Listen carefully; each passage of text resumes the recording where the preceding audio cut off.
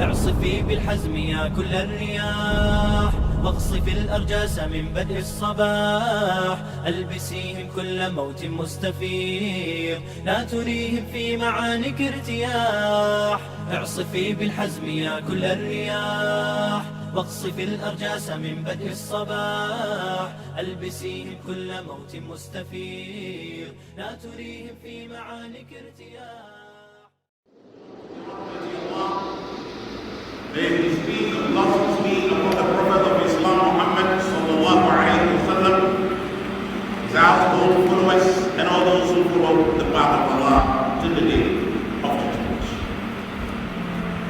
We thank Allah for giving us a new Friday, and we will do a great harm on a question that we posed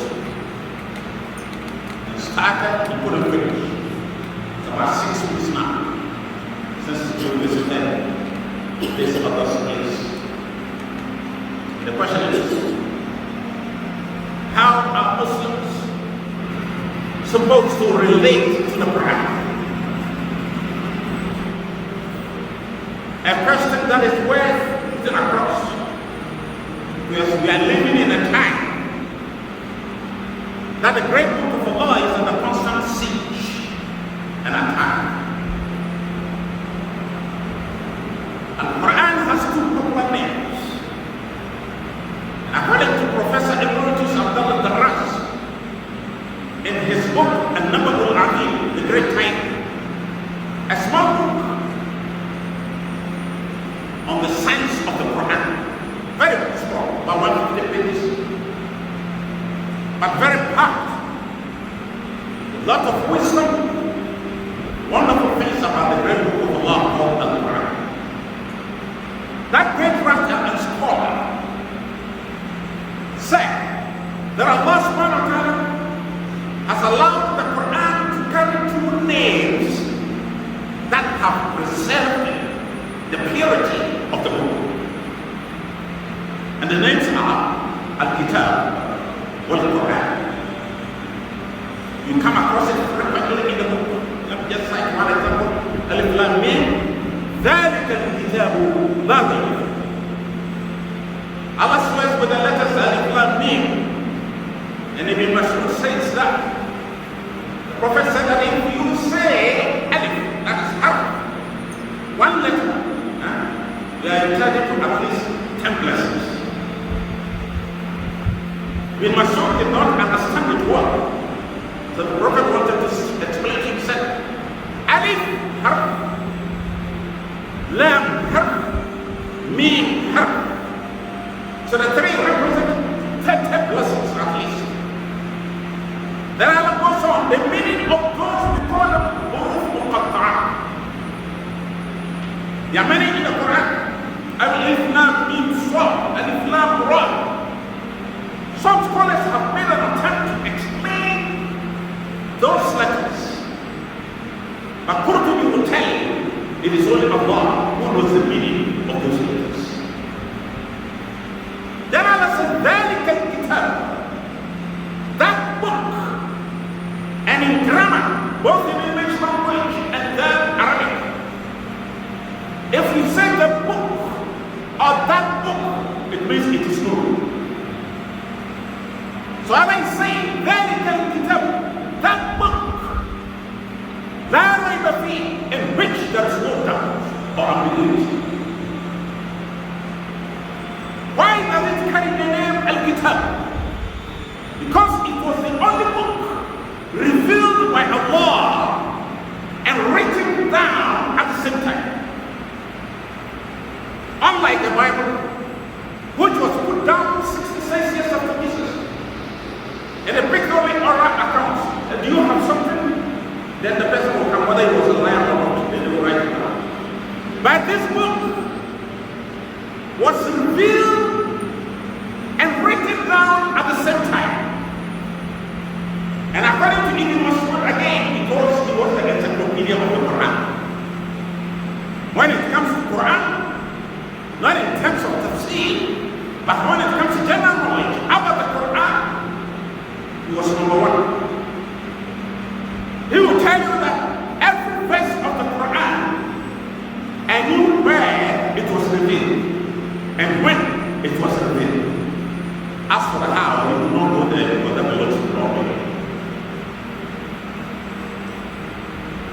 According to him, the highest number of verses that the prophet revealed at any point in time, the highest number was 10. 10 verses.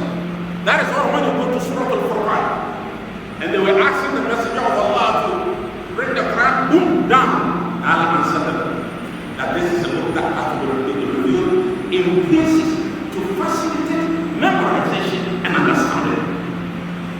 10 verses at a time. The miracle here is that anytime Jibreel brought those 10 verses and revealed to the Messenger of Allah, of course he would read to the hearing of the Messenger of Allah. As the Prophet was hearing, he was memorizing at the same time. Jibreel will read and he will memorize, and then he will rush to the writers of the Quran, Ubay bin Ka'b, Zayd bin Thabit, Ali ibn Abi Talib, Muawiyah bin Abu Sufyan, and the rest. Then he will instruct, Uktuluha, write them down. The 10 verses, write them down. And whenever he is doing a revision with them, you say, this one has to be here, this one has to be here. Let's close the door. And Jibreel used to visit him in Ramadan. And that the last Ramadan before his death, he came twice to look over total vision of the book, from Surah Al-Fatiha to Knust. And thereafter, during the conquest of Makkah, Allah said, Al-Yawma akmaltu lakum dinakum wa atmamtu alaykum ni'mati wa raditu lakum al-Islam. That this day, I have perfected the religion for you, and I have chosen for you Islam as your religion, and I'm satisfied with that. Honestly, if you take time to reflect upon how this religion was revealed and constructed, you clearly see the divine hand out there. So they will write it down.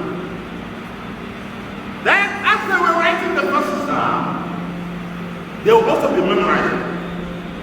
And that is why it has the name of Quran, a book that is read and memorized. From the word Qara'a, Yaqra'u Quran, or Qira'atan. So it has the name of Quran because it is read and memorized. So those two means, writing down the book and memorizing it, have become the two key sources of preserving the book up to date.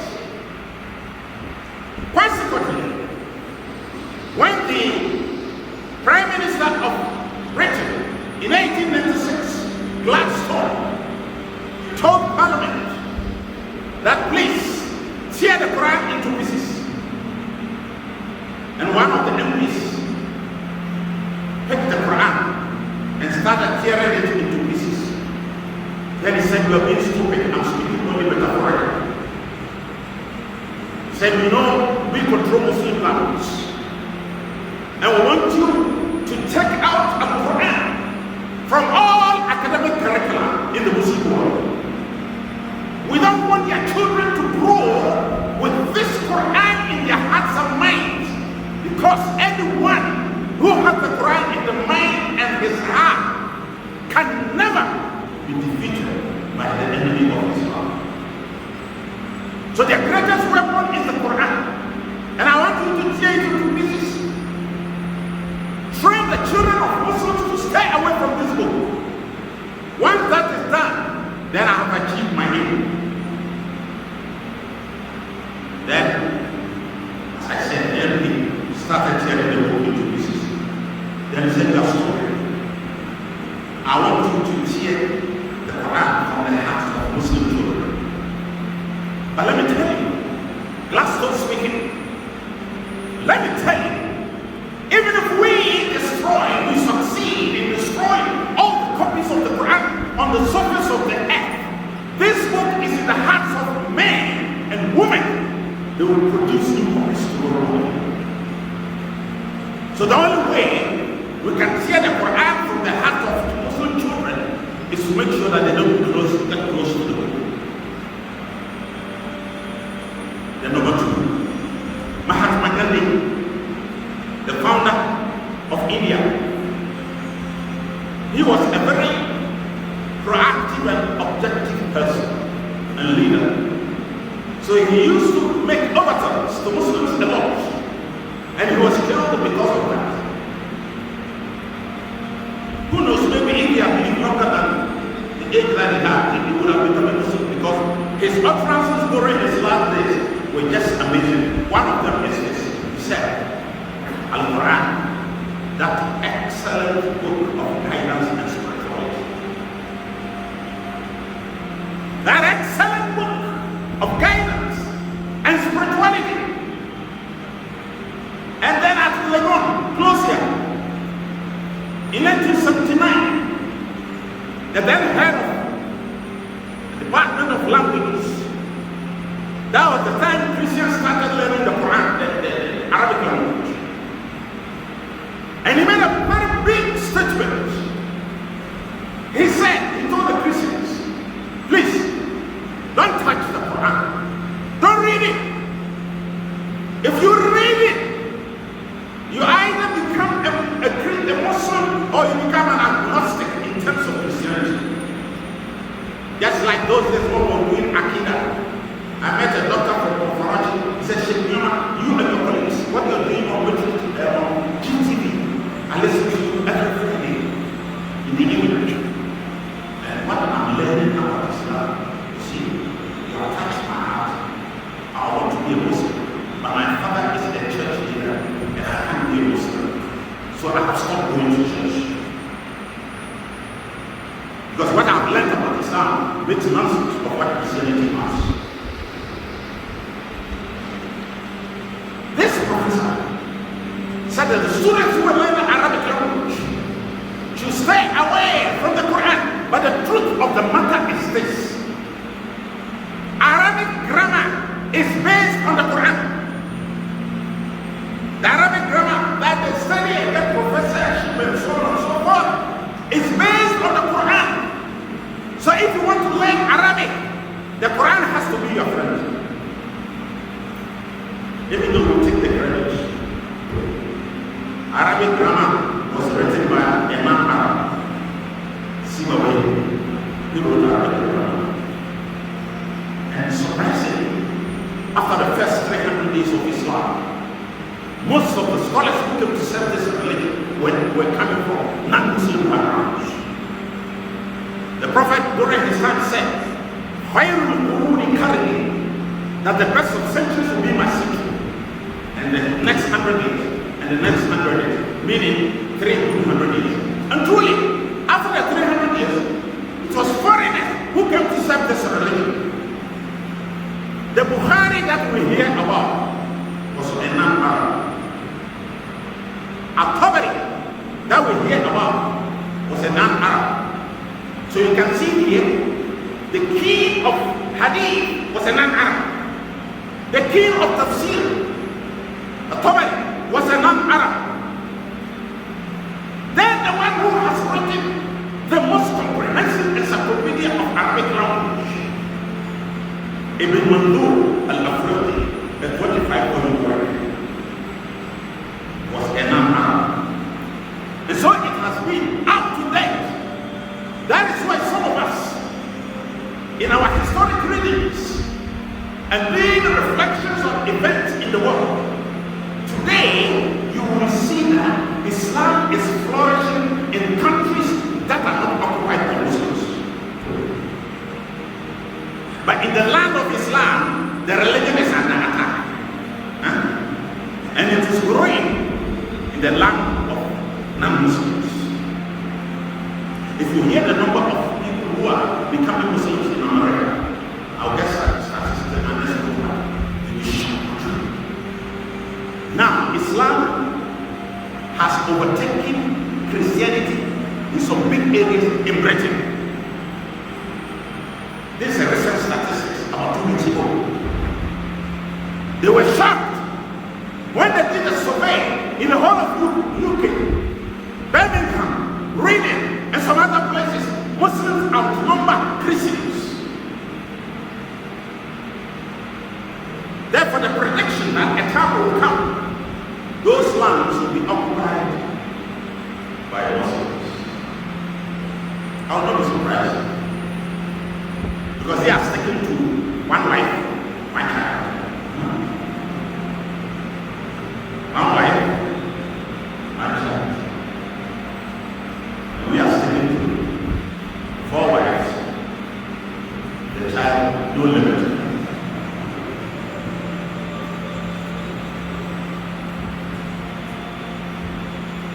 But when I talk like this, please don't be swollen headed and just be talking the truth without any qualitative plan to take care of the children. It's very important.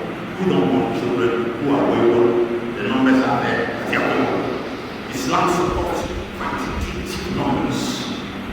Children who go out to be great and self-responsibility.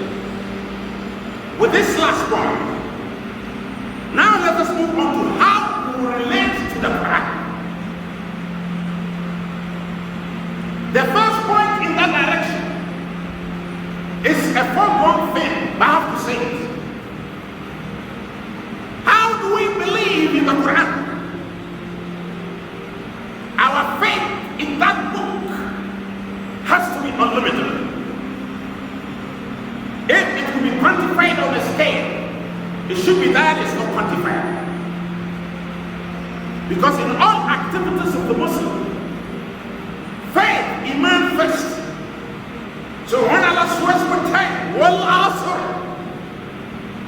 he's swearing with time. And Imam Shafi says that everything that Allah swears with from among his creation indicates the importance of that thing for the life of man. So Allah swears with wal asr.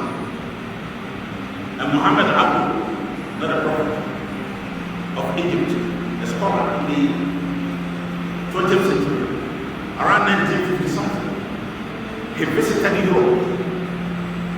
And when he visited Europe, he saw that the non-Muslims there were very time conscious. Time, 6 o'clock is 6 o'clock, 10 is 10, 12 is 12. Then he himself concluded that these people are Muslims, but there is no Islam in it. They are acting like Muslims. No, he said, there seems to be Islam here, but they are not Muslims.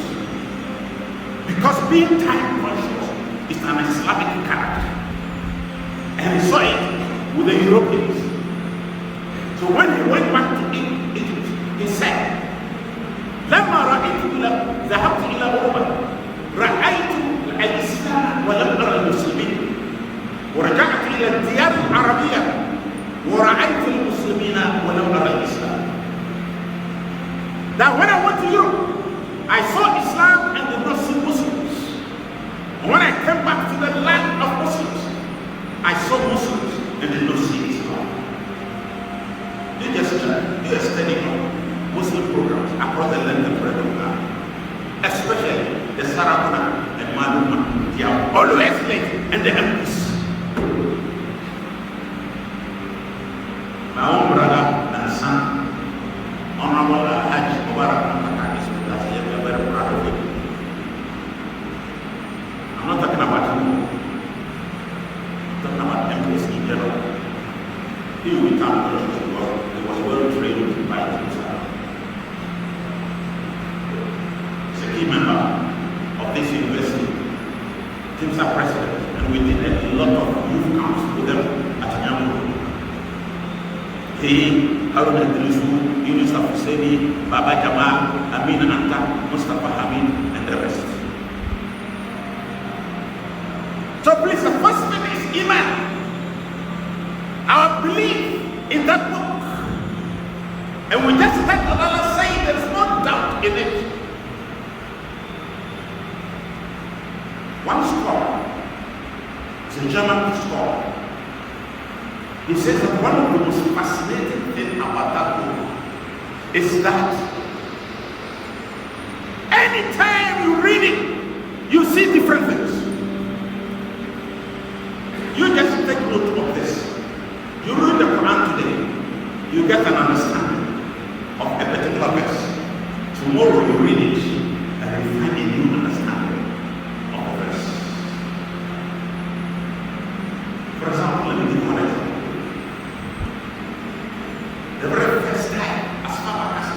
1980, 42 years ago, when I was growing up and trying to understand the Quran. Then I came across this verse in Surah Al-Baqarah. وَإِن تَجْهَرْ بِالْقَوْلِ فَإِنَّهُ يَعْلَمُ السِّرَّ وَأَخْفَى. Now I press to the message of Allah. If you proclaim the message of Allah, this lesson reflects on this statement. Allah says, He knows what is hidden and what is more hidden than what is hidden. It sounds very paradoxical. You can figure out what is this. Then as I was moving on, small, learning tafsir, then I came across the interpretation of Ibn Abbas for this verse. He says that what is hidden is what is in your hand. And what is more hidden than that is that which you are yet to think about. But Allah knows. When you have not even thought about, He's aware that you are going to think about it. So this is a book that we have to hold it, put it in our hands, and have firm belief that this is truly word of Allah, because the relationship of a Muslim with the Quran starts with the extent to which we believe in the fact that it is the true word of Allah. No wonder the hadith of the Prophet of Islam, Muhammad, when he talks about Iman and word, he says, Al-Iman ma waqara fi qalbi wa saddaqahu al-'amal.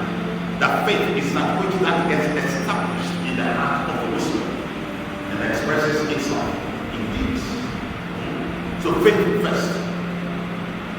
And Allah says, إِلَّا الَّذِينَ آمَنُوا وَعَمِلُوا الصَّالِحَاتِ, Surah Al-Asr. That I was trying to quote. Except those who believe and do good works. So we have to believe that this is a book of Allah that is incomparable to any book. But let's be careful. As we believe in this book, and we are going to live by it, we have a group of people called Orientalists. They are scholars from Europe who have specialized in studying Islam and trying to point holes in the religion to confuse you and me. And I like saying that this book, there is no doubt or ambiguity about this book. One person who has served as a lot, and I don't know whether he became a Muslim, a great French surgeon by the name Maurice Bucaille.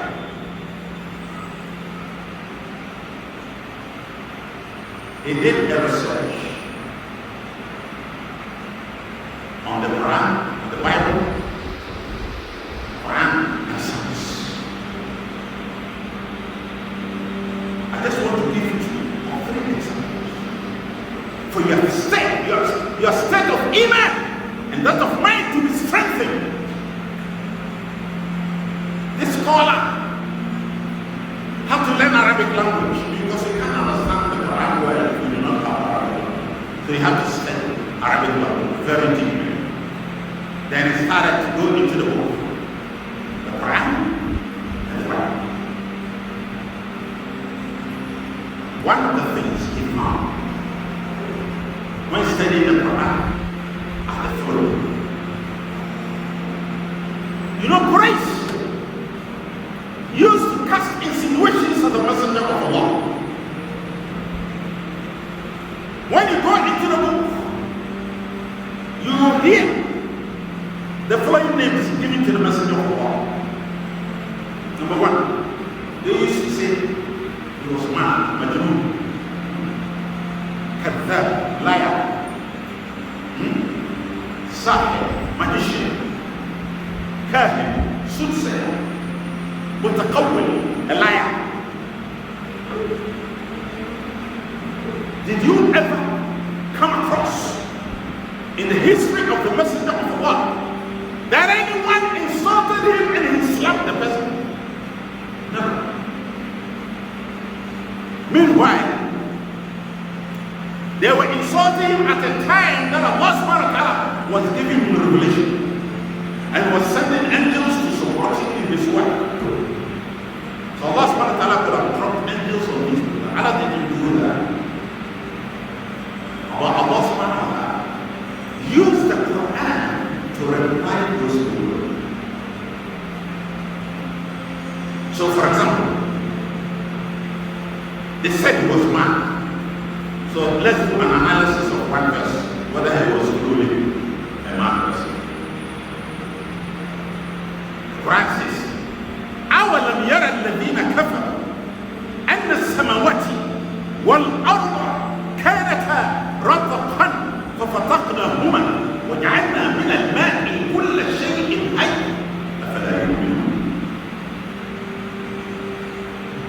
Have the disbelievers not observed that the sky and the earth were one mass, they were together, and we separated them, and we have made water a source of sustenance, that is Khutba, for all living things. Two scientific facts. The first one has to do with the sky and the earth being one mass. Then the science didn't know this until 100 years ago. It was around 1920. The physicists discovered that the sky and the earth were one mass. When the Quran has spoken about 1,300 years earlier. And when they were going to talk about it, Allah subhanahu wa ta'ala caused them to commit a linguistic catastrophe. Instead of using the word separation, they used the word explosion. They said that the sky and the earth were one mass, and the two exploded. We all know if this exploded, a dynamite is dropped in it, and there is explosion, and debris from windows and moving in different directions. You see other after that. Common sense. When there is an explosion, you don't see order, you see disorder. But when that separation happened, the sky went up there, and then the earth came down here, all in preparation for our great father Adam and Hawa to settle here. Then Adam planted oxygen inside it free of charge. We continue to enjoy it free, otherwise the poor would have died there. By its grace and power, oxygen free, then nitrogen at a particular percentage, 21 point something. And it has the main soul for more than 4,000 years of our existence on this earth. 21%, if it changes in the smallest manner, either in increase or decrease, the whole universe will collapse. Don't you see? Power of Allah, the wisdom of Allah.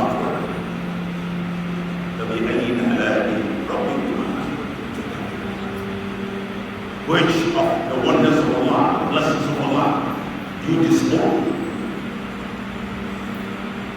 So Maurice Bukai says that separation, scientifically, is more valid and sensible than the explosion you are talking about.